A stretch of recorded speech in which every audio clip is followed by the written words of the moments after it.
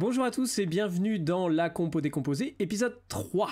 Contrairement aux deux premiers épisodes où j'avais vraiment choisi quelque chose, là j'ai pris une requête de Julien. Donc merci Julien pour ta requête. Nous allons écouter un morceau de Jul, La Pharmacie, et puis on va essayer de voir un petit peu ce qu'on va en retirer. Alors on commence déjà par une écoute pure, je sais pas du tout à quoi m'attendre, je t'ai remercié Julien mais je suis pas sûr.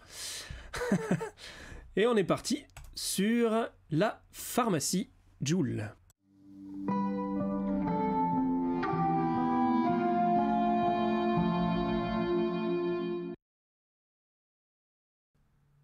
Et bien finalement, changement de programme. Je viens en fait de m'apercevoir en essayant d'uploader la vidéo sur YouTube que la vidéo était bloquée. Donc Jul ne veut pas que je parle de sa musique. Donc là, la vidéo étant bloquée, je vais pas pouvoir faire passer toute la partie React en fait. Voilà, on continue du coup directement sur la partie analyse.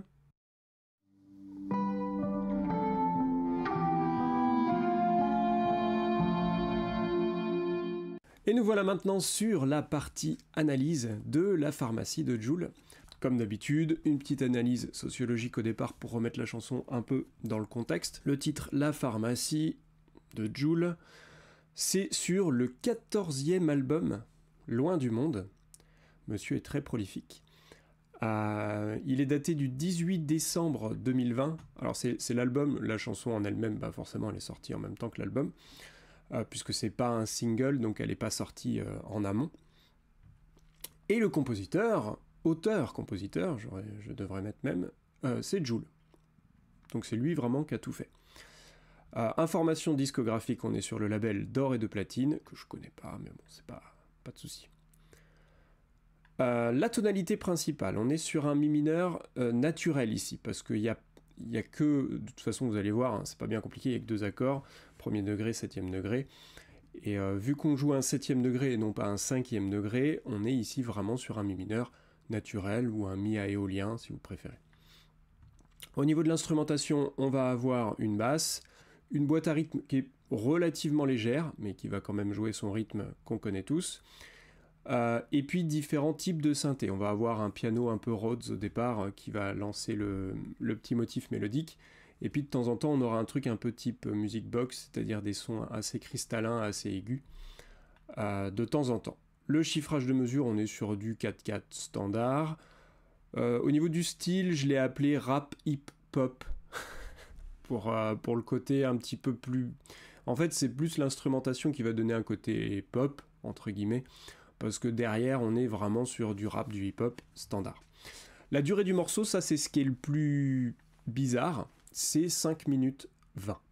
On va passer sur l'analyse structurelle, parce que ça va aller hyper vite. Au niveau du thème, on a en fait uniquement 2 accords, en continu, pendant tout le morceau. Donc c'est un peu le principe des instru rap, mais voilà, là c'est vraiment très très très basique. Il n'y a que 2 accords, mi mineur et ré majeur, en continu sur tout le morceau. Donc on est sur le premier degré, ici mineur forcément, et puis le 7e degré qui lui est majeur. On parlera un petit peu plus en détail de ce petit motif juste après dans la partie analyse harmonico-mélodique. Du coup, vu qu'il n'y a que ça, c'est difficile de mettre une structure dans le morceau, en fait. Il n'y a pas vraiment une structure simple. En réalité, il y a quand même cette histoire de couplet-refrain qui existe. Parce qu'en fait, vous avez différents thèmes mélodiques en continu pendant tout le morceau, en fait. Et en réalité, donc vous en avez 7 dans un premier temps qui vont être les uns après les autres. Alors certains sont joués qu'une seule fois, d'autres sont joués 2 fois, etc., etc. Mais globalement, vous allez avoir des motifs mélodiques, on va les regarder juste en dessous. Et donc ces 7 premiers motifs mélodiques vont avoir à chaque fois des différences, soit mélodiques, soit rythmiques, soit les deux. Enfin, la plupart du temps, c'est les deux. Donc on a quand même 7 thèmes différents au niveau mélodique. Donc il y a quand même une certaine recherche mélodique à noter. Et puis là, comme vous voyez, on reprend le 2 et le 3. Et ce 2 et 3 va être pris un petit peu plus loin, donc on peut considérer que le 2 et le 3, c'est en réalité le refrain de la chanson. Donc on pourrait presque avoir un système où on aurait intro, refrain, couplet, refrain, couplet, petit pont musical, couplet, refrain, fin. Comme on l'a vu au départ, on a 7 thèmes mélodiques, et ben on aura aussi 7 thèmes nouveaux, hein, c'est pas les mêmes que le 1, 2, 3, 4, 5, 6, 7. Le 8, 9, 10, 11, 12, 13, 14, c'est encore 7 autres thématiques qui vont être utilisées, et le 2 et le 3 vont revenir encore à nouveau après derrière. Voilà, au niveau de la structure. C'est pas une structure très très complexe, mais qui est quand même un petit peu spéciale dans le sens où on n'a pas vraiment quelque chose d'affirmé, couplet, refrain, etc., comme dans les chansons. Alors, on n'est pas dans une chanson à proprement parler, on est plus sur un système un peu rap, dans lequel la musique va plutôt servir le propos du rappeur, et donc va plus être là en accompagnement, très léger, très fluet. D'ailleurs, on verra qu'on pourrait presque l'enlever, que ça changerait pas grand-chose en fait. L'analyse armo-mélodique. Alors, vous voyez, là, j'ai mis le petit motif de base. Poum, pim, pim, pim, poum, poum, pim, pim, pim, poum, poum, pim, pim, pim. Et ça, c'est en continu pendant tout le morceau. Il y a pas grand-chose. C'est 2 accords, mi mineur, ré majeur, joués avec une rythmique syncopée, constante, avec un petit appel de basse sur la dernière croche qui va vers la première croche de la mesure d'après à chaque fois. Hein, ce truc-là qu'on a ici. Et ici. Pim pam. Voilà, c'est tout. Je crois qu'il n'y a plus rien d'autre à en dire. On est sur de la syncope pure. Là-dessus, il va rajouter une rythmique reggaeton, hein, comme vous vous en doutiez, qu'on a déjà vu dans le Suavemente, donc je ne vais pas en reparler ici, ça va me saouler. Alors, au niveau des motifs mélodiques, puisque c'est principalement là que ça va être intéressant en fait, c'est là qu'il se passe quelque chose musicalement, on a effectivement plein de petits motifs. Vous voyez là, je vous ai mis des chiffres, ils ne sont pas forcément bien... Mais voilà, vous avez à chaque fois les différents motifs. Donc le premier motif, il est là. Le petit truc là. Le deuxième, papi, papapi, papi, pili, papi, des petits trucs comme ça avec des appels de tierces comme ça. Alors, comme vous voyez, sur le premier motif, on est posé sur la tonique et on va simplement jouer les notes de notre accord. Hein. Mi, si et sol, il y a le la qui passe entre deux, mais voilà, il n'y a rien de compliqué. Et il fait la même chose sur l'accord d'après. C'est-à-dire qu'au niveau accord, on a effectivement un phrasé mélodique qui est basé sur l'accord qui suit. Comme si on avait une marche harmonique, et cette marche harmonique constante, on va utiliser exactement le même système mélodique de l'un vers l'autre, en décalant à chaque fois simplement d'un ton. Et c'est un peu ce qu'il va faire pratiquement sur toutes les mélodies. Puisque vous voyez bien que le motif mélodique numéro 2, c'est pareil. On démarre du sol pour aller vers le si, donc la tierce pour aller vers la quinte, et puis on fait la même chose sur la deuxième mesure, tierce et quinte.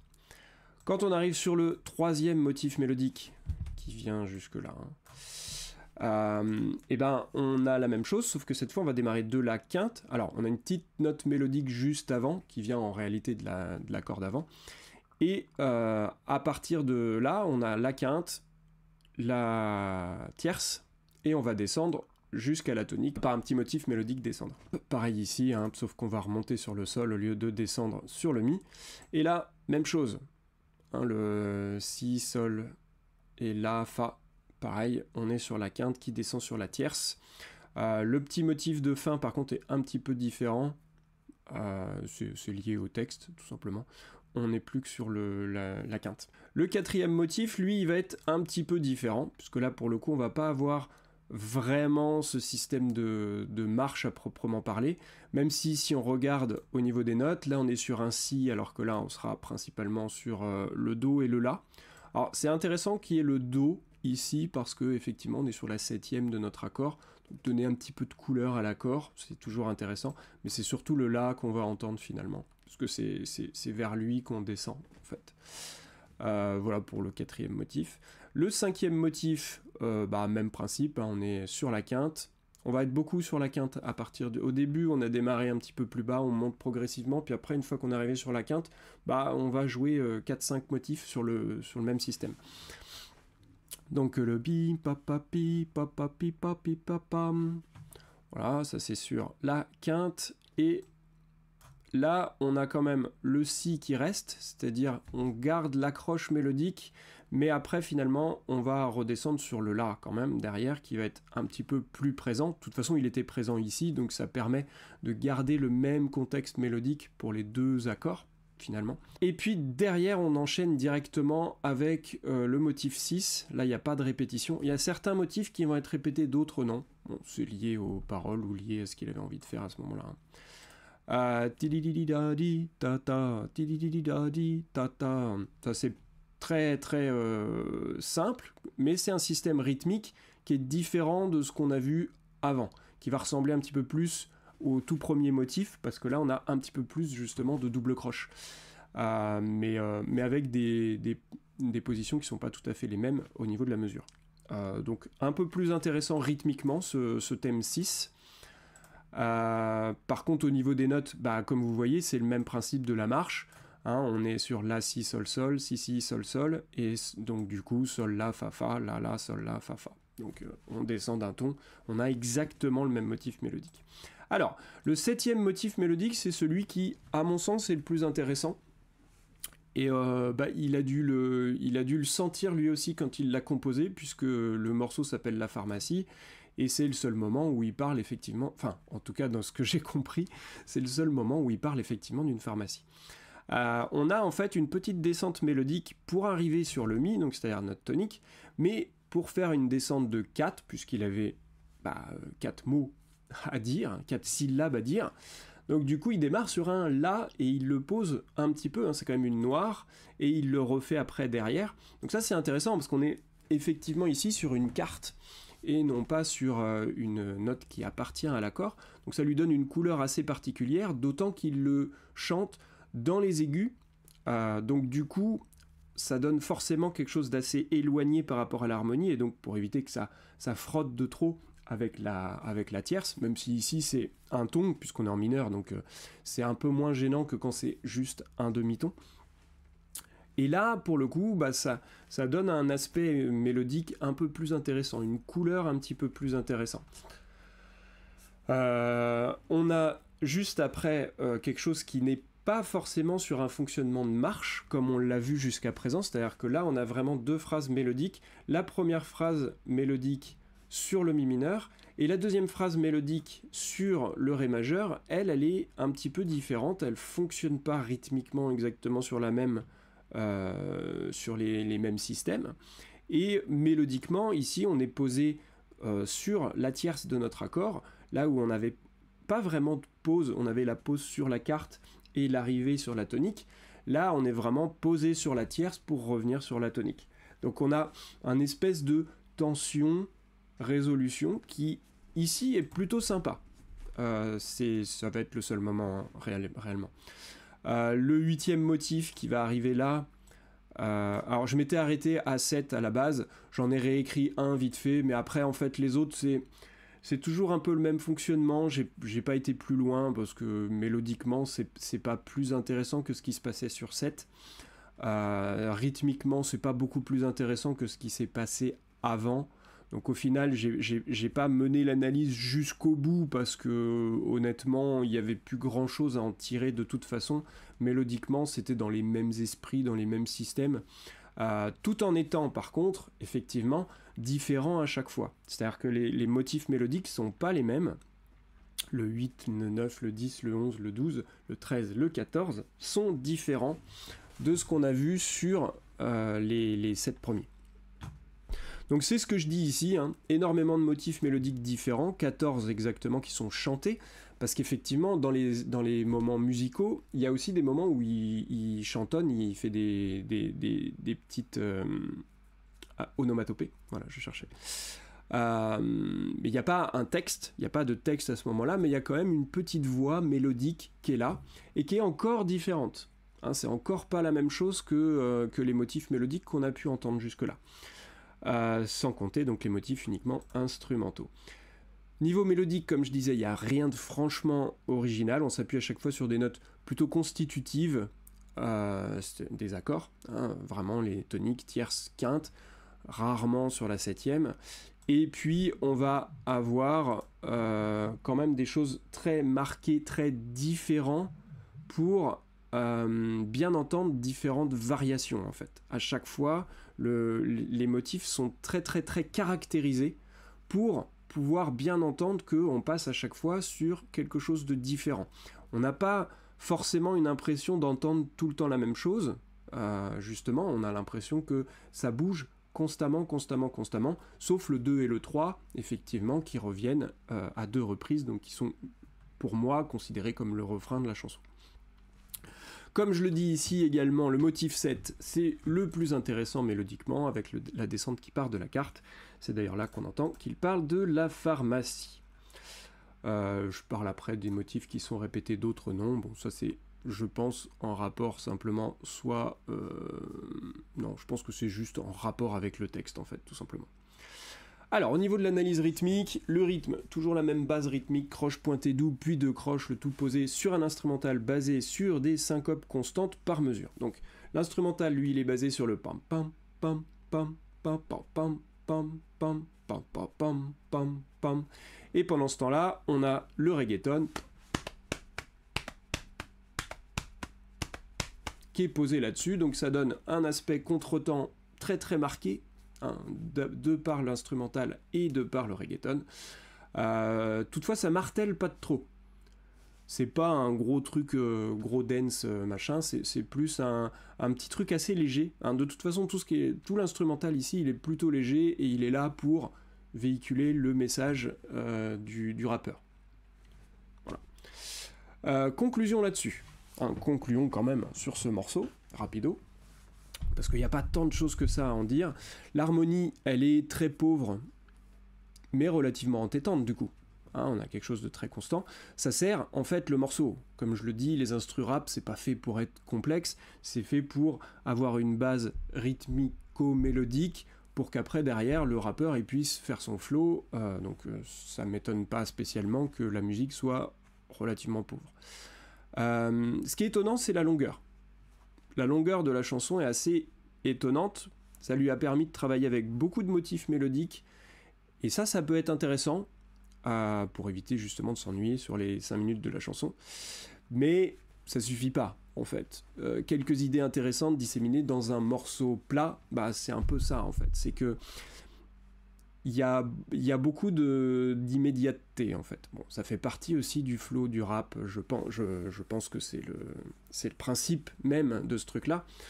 On n'a pas vraiment de profondeur dedans, on a l'impression que voilà, il lance l'instru, il s'enregistre son truc mélodique, peut-être il l'a fait une fois, 2 fois, 3 fois, mais grand max quoi, et puis il revient pas forcément en arrière à essayer de retravailler, de peaufiner, de dire attends ça, peut-être que je peux le rendre un peu plus intéressant, ça j'ai l'impression que ça ressemble trop à ce que j'ai fait dans telle chanson, tel machin, tel...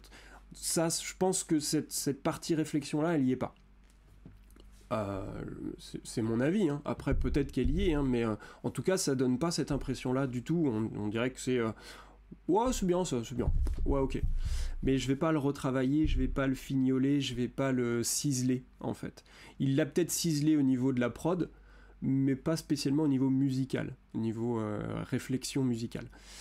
Il y a probablement aussi plus de travail sur le texte que sur la musique, mais comme ça c'est pas le propos au niveau de cette analyse, puisqu'on parle pas spécialement du texte. Comme je le dis ici, la musique, elle sert juste de locomotive au flow du rappeur. Alors, c'est le but, il n'y a pas de souci avec ça, hein, je comprends bien que c'est le but ici, mais pour une chanson qui est clairement pas un tube radiophonique, à cause de sa longueur, etc., on aurait pu attendre un approfondissement musical. Hein. Lui qui se dit quand même auteur, compositeur, interprète, c'est lui qui fait ses trucs quoi. Donc il y a un moment donné où faire un truc très basique sur un truc qui est censé marteler la radio, je le conçois. Avoir un morceau qui clairement sort de ce truc là, sort de ce cadre là, et en faire un truc tout aussi bateau, c'est qu'il a pas grand chose à dire musicalement quoi. Voilà, je dis ça, je dis rien. Donc, comme je le dis en conclusion, On est d'accord pour dire que c'est pas le but ici dans un système rap d'avoir quelque chose de complexe.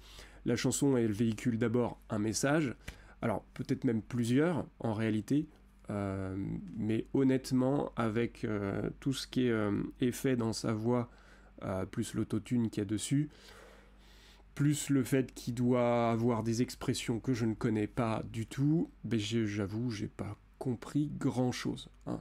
Je sais qu'on est sur un moment clé parce qu'on était en confinement, hein, de toute façon. Donc on est sur le côté Corona, il en parle hein, d'ailleurs dans la chanson, ça j'ai compris, mais j'avoue que j'ai pas tout capté les différents messages, mais je pense bien que évidemment c'est le texte ici qui prime sur la chanson.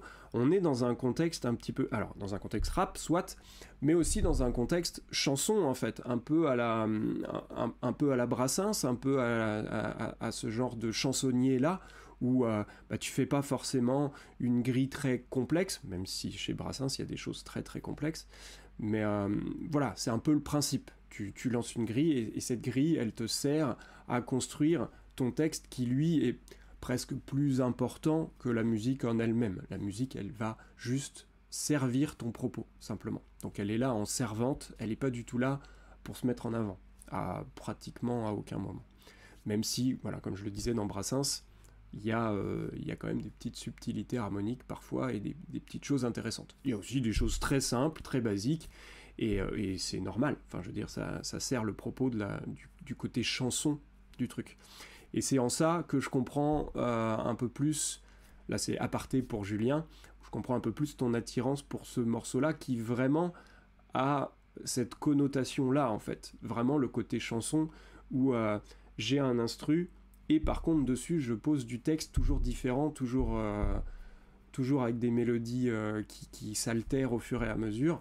Donc je comprends l'intérêt que tu puisses porter à cette musique-là un peu plus.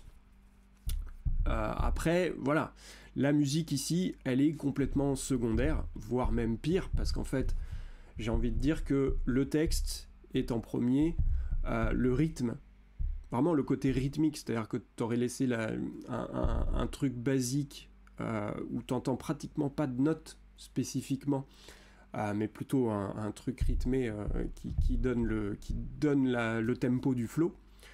Et finalement juste la voix mélodique qui chante son truc, à la limite le truc musical qui est derrière, il sert presque pas le propos, d'ailleurs il est très très doux, très très cool.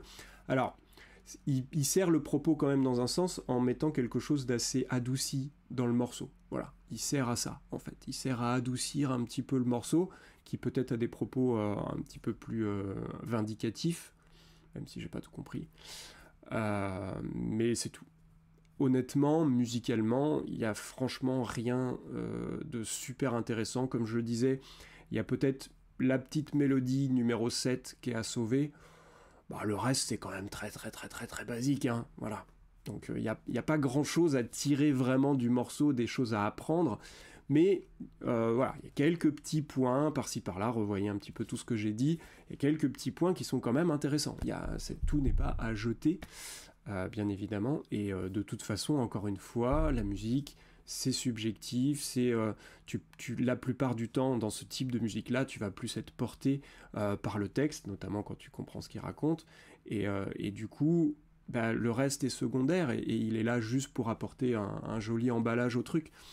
Mais clairement, on voit que là, on est sur quelqu'un d'extrêmement prolifique, qui compose, qui fait beaucoup de morceaux, 14 albums en pas si longtemps que ça. Hein. Forcément, si tu fais ça, tu es obligé de passer du temps sur tes compos. C'est pas possible en fait. Tu peux pas passer trop de temps dessus. Donc tu es obligé de faire relativement immédiat. Et ça se ressent sur l'analyse musicale, parce qu'après, forcément, s'il n'y a pas de profondeur, l'analyse, elle va juste ressortir ce qu'il y a sur la surface, quoi. Il n'y a rien, puisqu'il n'y a pas de profondeur. C'est juste une surface. Donc voilà. Fin de l'analyse. J'espère que cette vidéo vous a plu. Je pense que on comprend bien hein, dans cette série de vidéos sur la compo décomposée. Là, je suis vraiment sur de la musique qui est hyper commerciale. Donc, où il n'y a pas grand chose à en dire, hein. Je veux dire, malheureusement, ils se prennent pas la tête, hein. Il y a plein de vidéos que vous pouvez aller voir sur YouTube là, qui parlent un petit peu de tout ça, de la déchéance un petit peu de la musique. Allez voir, il y a plein de points de vue. C'est intéressant, vous pouvez aller voir le point de vue de Rick Beato, vous pouvez aller voir le point de vue de Pascal Vignier sur Spotify.